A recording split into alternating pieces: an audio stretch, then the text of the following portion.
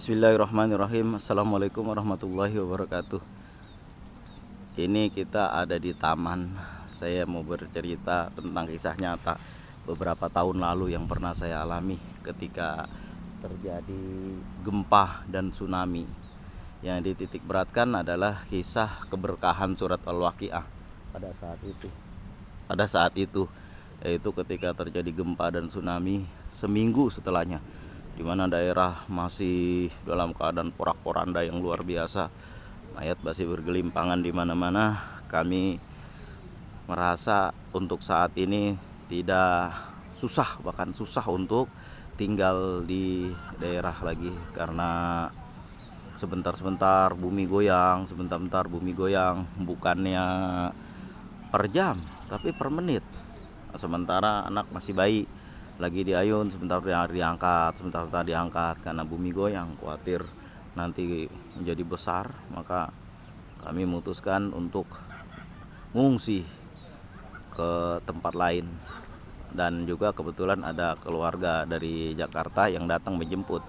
Dia cerita bahwa perjalanan dia menuju Aceh itu dengan menumpang pesawat bukannya mudah, karena seluruh bandara yang berdekatan dengan Aceh, misalnya Bandar Udara Polonia waktu itu di Medan, kemudian juga Bandar Udara Maimun Saleh di Sabang, terutama Medan ini udah luar biasa padatnya. Bentar-bentar pesawat turun, apalagi Bandar Udara Sultan Iskandar Muda yang ada di Aceh, luar biasa padatnya. Karena bantuan datang dan juga pasukan juga datang, karena daerah masih konflik luar biasa itu. Nah, kemudian sampailah kami kesimpulan bahwa kami semua ini harus naik mobil jalan darat dari Banda Aceh. Akhirnya kami naik mobil dari terminal yang waktu itu cuma dipakai seperempatnya aja, karena setengahnya aja udah hancur kena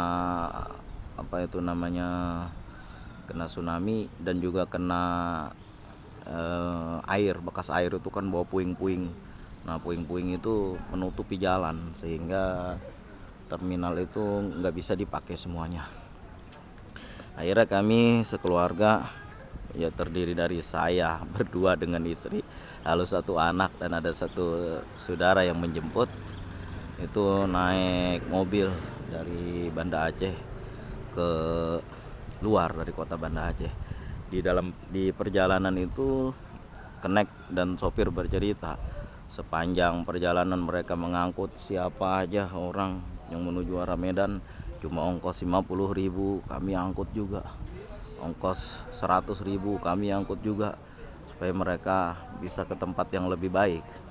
Kemudian waktu itu kami juga berusaha untuk menumpang pesawat, tapi karena itulah tadi bandar udaranya padat, jadi nggak mungkin naik pesawat. Dan juga pesawat didahulukan untuk bantuan-bantuan, lalu juga pesawat-pesawat militer untuk mengangkut bantuan-bantuan. Kemudian juga ada juga itu pesawat yang kosong berangkat ke Medan, Hercules. Kami rencana menumpang itu, cuma padatnya luar biasa. Orang terbang berdasarkan kloter, udah ada yang ngatur di situ mahasiswa. Kan juga daya angkutnya terbatas, dan juga Hercules nggak mungkin setiap jam datangnya. Mereka datang bawa bantuan, pulangnya kosong.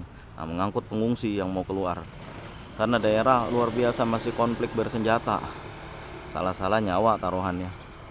Kemudian paksalah kami naik mobil dari Banda Aceh, berangkat jam setengah 9 atau jam 9 lewat jalan darat, dengan penderitaan yang luar biasa sepanjang jalan seharian itu. Dan sampai di Medan itu bukannya 12 jam tapi 20, tapi ya berangkat jam 9 pagi sampai jam 9, berangkat jam 9 pagi sampai jam 9 pagi besok, ya 24 jam juga itu.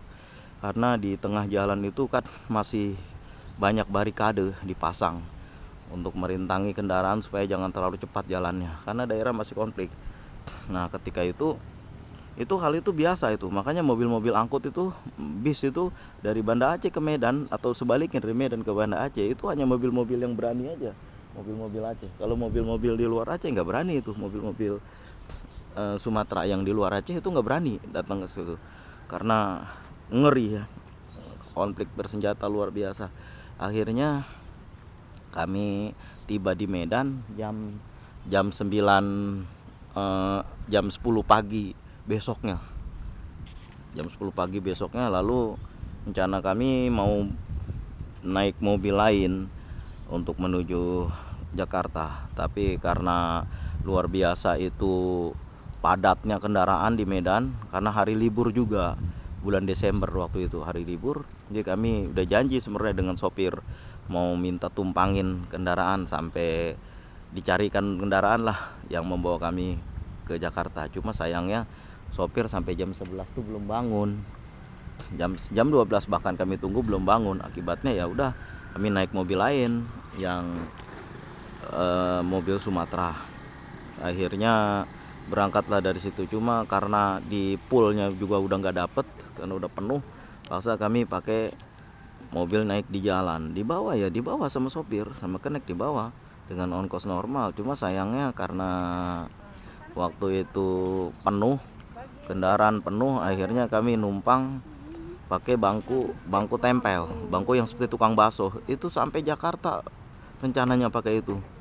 Cuma sopir bilang, "Dek," dia bilang, "kan ini masih bisa naik dari jam sekarang ini sampai nanti sekitar jam 12 malam di Tarutung, itu akan ada penumpangnya. Makanya kan di situ nanti turun ganti dengan bangku tempel karena ada orangnya, mungkin mereka juga mau ke arah Jakarta." Ya akhirnya terpaksalah kami naik juga daripada nggak ada. Akhirnya jam 12 malam turun kami dari bangku itu, dari bangku utama pindah ke bangku lain. Akibatnya ya mabok karena kami duduk di lantai mobil bukannya di kursinya. Akhirnya pada jam itu, pada sebelum jam 12 malam itu banyak juga bantuan pertolongan dari masyarakat yang nggak kita pernah sangka gitu kan. Hari itu kan anak nangis saja, mungkin karena lelah, karena juga tekanan batin akibat gempa dan tsunami yang luar biasa. Itu setelah saya kembali lagi, saya tengok banyak sekali orang-orang yang jadi, katakanlah, jadi ingatannya terganggu. Ada yang terutama ini kan orang-orang yang dinas di sini ya, para petugas keamanan. Itu saya tengok banyak sekali yang ingatannya terganggu. Ada yang baru ditemukan beberapa puluh tahun, 11 tahun setelahnya. Kemudian ada yang ditemukan udah, ya kalau mungkin kalau meninggal masih alhamdulillah ya, kalau perbuatan kita baik. Tapi ini yang jadi susah, ini banyak gue yang kena tekanan jiwa akibatnya. Karena itulah saya juga merasakan gitu. Anak masih bayi umur 8 tahun. Kemudian ketika di mobil tuh anak tuh nangis saja, mungkin kelelahan ya. Akhirnya sama inang-inang itu orang Batak digendong lah secara gantian itu. Namanya sifat keibuan ya, saya nggak tahu. Mungkin juga berkah dari selalu membaca surat Al-Waqiah. Siapa aja yang melihat itu mau menolong, yang digerakkan oleh Allah mungkin ya. Digendong lah sama inang-inang itu, orang Batak. "Ini mana bapaknya?" dia bilang kan. "Mamanya mana?" dia bilang kan. Ditengok kami masih muda-muda. Oh ya, digendong sama dia kan. Digendong-gendong sepanjang di dalam mobil itu supaya diam. Kemudian ketika dia diam dikasih lagi. Nah, kemudian berapa jam lagi bangun, nangis lagi, digendong lagi sama orang lain kan, sama inang-inang itu. Bahasa apa namanya? Bahasa daerah ya. Digendong sama dia secara bergantian kan. Kemudian ada bapak-bapak juga, orang-orang ya, bapak-bapak, ibu-ibu, semuanya punya sifat kasih sayang terhadap anak-anak kan. Dia tanya dari mana ini, kami ceritalah kan. Nah, kemudian dibantu sama dia. Ada yang kasih air, ada juga yang kasih makanan sepanjang perjalanan itu. Akhirnya ketika udah jam 4 pagi, baju basah. Baju itu basah di dalam mobil. Basah karena apa? Ya basah karena air dari bawah. Kan bulan Desember kan hujan. Dari bawah itu air naik ke mobil, basah baju itu. Basah sampai bukan saya aja yang duduk di bawah itu, orang juga rame yang duduk di bawah karena nggak muat kendaraan. orang mau pada berlibur atau mau kepada kemana, beda-beda tujuan, tapi kami mau mengungsi. Mereka juga merasakan sepanjang jalan tuh mereka cerita juga. Kami juga ngerasain gempa yang luar biasa kata dia kan. Cuma karena mereka nggak kena tsunami, jadi cuma shocknya pada saat itu aja. Nah, kemudian sampailah jam 4 pagi kita di daerah Mandailing ya. Kemudian terus masuk ke Sumatera Utara. Sumatera Barat. Saya udah nggak tahan ini, keluarga udah muntah-muntah, udah nggak sanggup lagi melanjutkan perjalanan, apalagi ke Jakarta kan. Kemudian masuk Sumatera Barat kan jalannya kelok-kelok, semakin parah itu karena diduduk di lantai.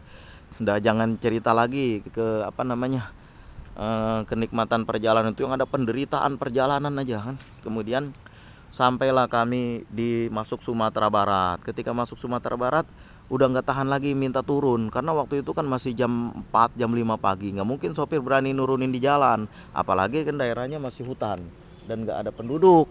Dan sampailah kami di kota Bukit Tinggi ketika jam 9-an lah. Jam 9-an lah kami minta turun, dan turun pas di depan kantor polisi. Kemudian begitu turun di depan kantor polisi langsung masuk ke kantor polisi, bilang bahwa kami ini pengungsi. Kemudian polisi kan tanggap, dia tahu juga, dia kan melihat juga di TV kan. Kemudian tangkap, dibawa ke dalam sama polisi, diistirahatkan. Saya nggak tahu, kelihatannya diistirahatkan di ruang tahanan itu dia. Polisi bilang nggak apa-apa, duduk aja deh di sini, dia bilang kan ada kami. Ditanya-tanya sama polisi dari mana, posisinya di mana, bagaimana kejadiannya. Lalu nggak lama kemudian datanglah polisi lain bawa 4 air teh dingin, teh kental itu dingin panas. Kemudian dikasihlah minum sama kita, lalu dikasihlah roti. Nggak, minum aja dulu ini, makan roti. Setelah minum makan berapa saat ditanya sama polisi, disuruh catat sama dia kan, nama, ATP kalau masih teringat nomornya, kalau nggak apa-apa. Kalau ada KTP insya Allah saya alhamdulillah selalu bawa, karena daerah konflik waktu itu di Aceh, nyawa KTP kita, nggak bawa KTP jangan tanya lagi, nggak selamat kita, hilang kita. Makanya saya terbiasa bawa KTP, dan KTP juga bukan KTP seperti biasa, KTP merah putih besar itu KTP-nya. Yang tanda tangan juga bukan Pak Camat aja, yang tanda tangan penguasa darurat militer. Kemudian ada Kapolda kalau nggak salah juga tanda tangan di situ di KTP kita, itu besar KTP-nya itu. Makanya ketika orang korban tsunami masih didapat beberapa tahun kemudian, itu masih ada di kantongnya, masih ada KTP merah putih, karena kami semua selalu bawa-bawa KTP itu kemana-mana. Akhirnya sama Pak polisi itu di apa namanya, di inisiatif dibawa ke puskesmas. Saya dengar dia ngomong gini, ini sama kawannya, rekannya, ini kelihatannya orang ini nggak sehat, kita bawa aja ke puskesmas, nanti dokter yang ngurus. Alhamdulillah juga saya nggak kepikir kayak gitu. Pak polisi ini yang mungkin orang ya, karena orang sehat jadi pikirannya panjang, beda dengan kami kan. Ketika itu dibawalah dengan mobil patroli ke puskesmas. Kayaknya puskesmasnya nggak terlalu jauh dari situ, bentar aja udah sampai. Kemudian masuk tanpa pendaftaran lagi, langsung itu rame di puskesmas. Kenapa? Kirain ada kecelakaan, enggak, ini korban tsunami dibilangnya kan sama polisi. Nggak usah daftar lagi, langsung aja masuk ke depan, ke dalam. Pas itu baru datanglah ibu kepala puskesmas, jilbabnya panjang, besar ibu tuh jilbabnya. Lalu dia bilang kayak gini, ayo masuk aja ke ruang saya. Kemudian kami dibawalah ke ruangnya, karena ruangnya itu nyaman ber-AC. Istirahat dulu di sini, karena anaknya pun kelihatannya sakit ini, masih bayi anak saya bawa. Kemudian ditanyalah sama ibu dokter. Mula-mula diperiksa dulu sama ibu dokternya ini. Oh iya, ini sebenarnya nggak sakit, cuma karena kelelahan. Kemudian diajak ke tempat dia, ruang dia di atas, lalu dikasihlah nggak lama kemudian makanan. Makanan yang dikasih itu kan nasi bungkus 4 buah bungkus. Isinya saya tengok rendang Padang, ini makanan yang paling saya suka. Kemudian ada daun ubi, kemudian ada kuah, apa ya, kuah masakan Padang diapain juga enak, sebelah mana juga enak. Saya dari masih kecil memang udah suka dengan masakan Padang. Jadi waktu itu ada cerita, waktu saya masih kecil-kecil, saya kan sakit. Ini waktu itu tahun 80-an, 1980-an lah. Jadi sama masih kecil, masih SD. Jadi sama udah sakit beberapa hari, sama bapak dibawa ke dokter, lalu dibeliin lah makanan. Ketika saya makan, saya pikir ini apa? Kok enaknya luar biasa ini. Ketika udah selesai makan, saya kan udah sehatan dikit. Saya tanya sama bapak, "Pak, ini apa?" Dibilangnya, "Ini rendang Padang, beli sama si Om." langganan Bapak. Dibilangnya, Masya Allah, saya pikir itulah makanan paling terenak yang pernah saya makan. Sampai hari ini umur udah tua ini masih teringat. Pokoknya kalau ketemu warung Padang, saya ada uang, saya berhenti, saya makan di sini. Khusus rendangnya aja. Cuma kelihatannya nggak seenak yang kita makan langsung di Sumatera Baratnya. Atau ada juga makan makanan yang di yang di rumah makan tertentu itu yang enaknya sama itu. Nah, jadi setelah itu dikasih makan sama Bu Dokter, kami makan. Lalu kemudian Ibu Dokter bilang, Pak, ini biar anaknya kita kasih obat. Sementara Bapak sama Ibu, dia bilang kan sehat-sehat aja, cuma kelelahan. Nah, sementara adik ini kayaknya nggak sakit ya, dibilangnya. Saya bukan pengungsi, saya cuma jemput aja. Oh, pantas nggak sakit. Lalu nggak lama kemudian saya turun, mau sebentar ke kamar mandi. Pas saya mau turun tangga, ada dua orang polisi. Dua orang polisi ini pakai baju dinas kantor ya, bukan dinas lapangan, kayak dinas kantor. Dia bawa tas saya. Rupanya tas itu ketinggalan di kantor polisi, kelupaan tadi kan. Dibawalah sama polisi itu. Dan rupanya polisinya ini Kapolsek ya, Kapolsek. Rupanya Kapolsek, saya pun nggak kenal. Nah, jadi karena dia nggak kenal dengan saya pun nggak kenal dengan dia. Dia pikir saya orang puskesmas. Kemudian dia naik ke atas ke kantor dokter. Lalu dia bilang sama dokter, mungkin ya, saya juga nggak ada di situ karena cerita istri yang ada di dalam. Katanya Pak polisi ini melapor bahwa ini adalah pengungsi dalam perjalanan, tolong dibantu dokter. Nah, kata dokter, ya Pak, udah kami berikan layanan kesehatan seperlunya. Kemudian dicatat. Kemudian gak lama kemudian Pak polisi itu keluar. Ketika polisi itu keluar, saya lihat saudara saya ini dibawa sama polisi. Nah, saya nggak tahu dibawanya kemana. Pikiran saya baik-baik aja kan. Dibawa sama Pak polisi itu. Lalu Ibu Dokter bilang, saya nggak ngeliat lagi saudara saya sejak itu sampai nanti ketemu. Ceritanya. Jadi ketika itu Ibu Dokter udah membawa kami ke ruangannya dan ditanya-tanya, lalu diobati, dikasih obat, vitamin dan sejenisnya, suruh minum hari itu. Dan dia berkata, Pak, sebaiknya kan jangan melanjutkan perjalanan dulu, istirahat dulu di sini dalam 2-3 hari. Saya pikir tinggal di puskesmas, tapi karena staf puskesmas itu udah berkeluarga dan rumahnya juga kurang memadai mungkin ya. Lalu ada suatu staf puskesmas yang cuma sama istri dan suami aja, jadi belum ada keluar anaknya. Kemudian dititipkan di situ sama kami panggil Uni. Jadi dibawalah sama mobil puskesmas, karena puskesmas sudah mau tutup waktu itu, kira-kira udah menjelang udah lewat jam 1 kelihatannya, Sabtu siang. Udah lewat jam 1 siang. Sebelumnya sebelum dibawa pakai mobil puskesmas ke rumah Uni, saya khususnya dikasih uang sama Ibu Dokter. Ibu Dokter bilang, Pak, ini kami mengumpulkan uang dari staf puskesmas. Alhamdulillah terkumpul walaupun tidak banyak. Mudah-mudahan bisa membantu, katanya gitu, untuk ongkos perjalanan. Sebenarnya saya nggak mau terima walaupun saya nggak punya duit. Nggak apa-apa Bu, cuma ya ini udah kami kumpulkan, Bapak terima aja. Mudah-mudahan bisa buat nambah-nambah ongkos perjalanan. Pas saya udah di luar puskesmas, saya tengok berapa uangnya, ternyata sekitar 500.000 lebih semuanya. Mungkin mau ke 700 kelihatannya mah. Masya Allah, Alhamdulillah dapat rezeki. Kemudian sejak saat itu saya nggak ngelihat Bu Dokter lagi. Saya pun nggak tahu posisi puskesmasnya di mana. Lalu kami dibawa sama Uni ke rumah Uni selama beberapa hari. Sampai di rumah Uni udah jam menjelang asar ya. Udah menjelang asar, udah pulang katanya. Tunggu sebentar nanti udah pulang, katanya kan suaminya Uni. Ketika saya ketemu Uda, ternyata saya rasa kurang enak karena ada suaminya. Ternyata Udanya lebih ramah lagi, lebih enak lagi orangnya. Udah Uninya enak, Udanya lebih enak lagi.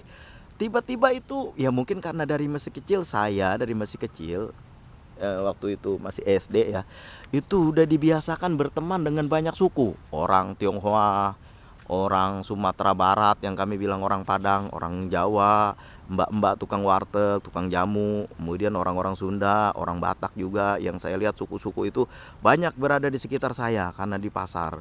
Jadi udah terbiasa. Makanya ketika ketemu Uda, ya udah biasa, seperti orang udah kenal lama itu dengan Uda tuh.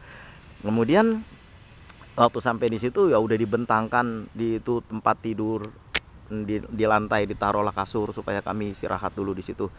Habis sholat asar nanti tidur karena udah mau pergi ke depan sebentar. Saya kira udah mau pergi kemana gitu kan, ternyata udah mau ke pasar. Kemana? Udah ke pasar, dia carilah itu rendang Padang. Dia kasih rendang, dia beli rendang Padang, kemudian makan makanan Padang yang lain itu gulai-gulai, masya Allah. Sampai hujan-hujan itu dia dia pergi sama Uni naik motor, mungkin ke pasar mana saya nggak tahu di Bukit Tinggi. Lalu saudara saya udah pulang lah ke tempat, diantar sama polisi. Dia bilang dia dibawa sama polisi kemana? Dia dibawanya ke pasar sama polisi. Untuk apa? Polisi bilang, ini sekarang saya bilang ke tukang-tukang dagang untuk membantu kamu. Dibilang, akhirnya dikumpulkanlah uang dari para pedagang itu. Ini pengungsi, tolong bantu mereka, dia kesusahan dengan keluarganya, kata Pak Polisi. Akhirnya setelah terkumpul uang, nah saudara saya ini bilang, Pak, uang ini untuk apa? Ya untuk kamu berangkat naik pesawat nanti, untuk bantu-bantu ongkos, kata Pak Polisi, inisiatif polisi. Cuman ya, saudara saya ini bilang, Pak, saya ini bukan pengungsi. Jadi yang pengungsi itu tadi kakak saya sama suaminya sama anaknya. Saya ini ngejemput supaya nanti jangan tinggal di sana lagi karena daerah masih masih gempa, masih gempa. Kemudian saya ini datang udah bawa duit dari rumah untuk naik pesawat karena di Aceh tadi nggak ada pesawat aja, saya naik mobil. Ayo kamu ini nggak bilang dari awal, kata Pak Polisi. Ya udahlah, nggak apa-apa. Akhirnya uang itu untuk apa nih Pak uangnya? Udah buat kamu aja. Saya tengok terkumpul ada sekitar 300.000 lebih, mau ke 400 juga. Udah ambil aja buat kamu, dibilang tambah-tambahan itu. Akhirnya di stop lah minta dana itu. Saya juga nggak tahu karena inisiatif bapak itu aja kan, saya diceritain. Udah saya itu udah menjelang malam, akhirnya Pak Polisi pun udah balik ke kantornya dan adik saya pun udah, saudara saya ini udah sampai rumah Uni, dan sejak saat itu nggak pernah ketemu lagi sama Pak Polisi ini. Pernah saya di Jakarta, saya telepon Kapolsek karena dikasih nomornya, nanti kalau ada agak kesusahan di perjalanan sepanjang daerah Sumatera Barat, daerah sekitar sini ini, telepon sama saya, dibilangnya. Alhamdulillah saya nggak kenapa-napa sampai naik pesawat. Kemudian beberapa hari kemudian itu, selama di rumah Uda itu saya selalu terus membaca surat Al-Waqiah. Kadang-kadang kalau misalnya udah belum berangkat dagang, pagi-pagi kan ngobrol dulu sama saya. Ketika udah berangkat dagang, saya baca lagi surat Al-Waqiah, baca lagi surat Al-Waqiah. Alhamdulillah sepanjang pengungsian itu nggak pernah kekurangan. Jangankan kekurangan makanan, duit pun alhamdulillah selalu ada. Kemudian pada saat itu kami udah merasa sehat, lalu berangkatlah dari rumah Uda itu menuju bandar udara. Hari itu masih di Tabing. Kemudian naik pesawat ke Jakarta. Alhamdulillah selama di pesawat juga ada ongkos pengurangan kalau nggak salah saya itu. Jadi dari Padang ke Jakarta ongkosnya lebih murah. Karena saya waktu itu kan masih pakai baju yang kemarin itu, saya pakai lagi. Bahkan kan saudara saya ini masih karena celananya basah. Kan di sana kan di Bukit Tinggi kan mendung aja kan. Jadi nggak kering lah, dia pakailah kain sarung naik pesawat. Ya dibilang karena pengungsi, ya diterima aja gitu, dibawa terus, ya nggak peduli, dia bawa terus. Kemudian alhamdulillah kan ada pengurangan ongkos juga waktu beli tiketnya itu. Kemudian membawa mobilnya travel juga ada pengurangan juga ongkos.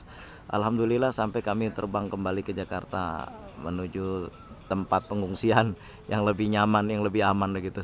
Dan juga memulai usaha baru lagi di Jakarta dengan berbekal modal surat Al-Waqiah setiap saat. Alhamdulillah semuanya di luar dugaan itu keenakannya. Kita sangka nggak pernah kepikir sampai ke situ kan keenakannya ketika ada di Jakarta. Sehingga walaupun awal-awal itu terlunta-lunta kesusahan karena memang kagak punya modal apa-apa, alhamdulillah dalam waktu 3 tahun ada terkumpul uang 300 juta. Nah, bagaimana ceritanya nanti insya Allah kita ceritakan. Sampai di sini dulu.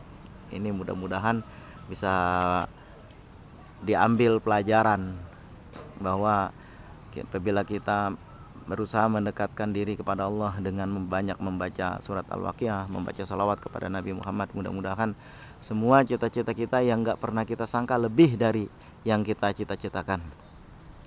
Minta maaf jika ada kesalahan dan kekurangan, apabila ada suara terputus-putus karena ini di luaran. Dan juga ceritanya yang melompat-lompat karena ini udah lama sekali, jadi ingatan saya udah agak lupa-lupa. Peristiwa udah dari tahun 2004, ini udah 2022, udah di atas 15 tahun peristiwanya, saya pun udah lupa-lupa.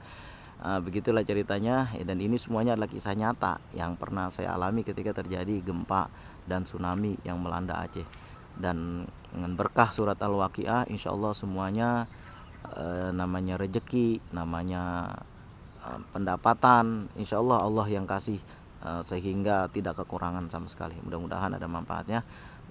Wabillahi taufiq wal hidayah. Assalamualaikum warahmatullahi wabarakatuh.